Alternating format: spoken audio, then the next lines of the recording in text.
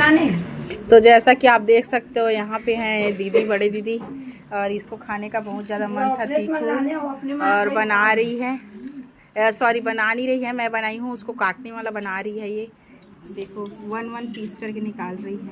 Fees है कि piece है? फीस। अच्छा मछली थे। अच्छा बड़ी दाई जी भजिया खावा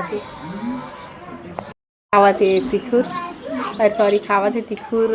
ये है दीदी जो खा रही है तिखुर।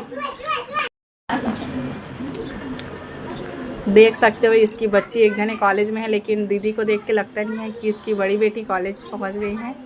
पर दिन भर भग भग के खा रहा है।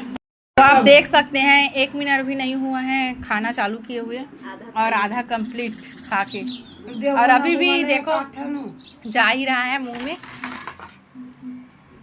आम आम गप से कर दो आम।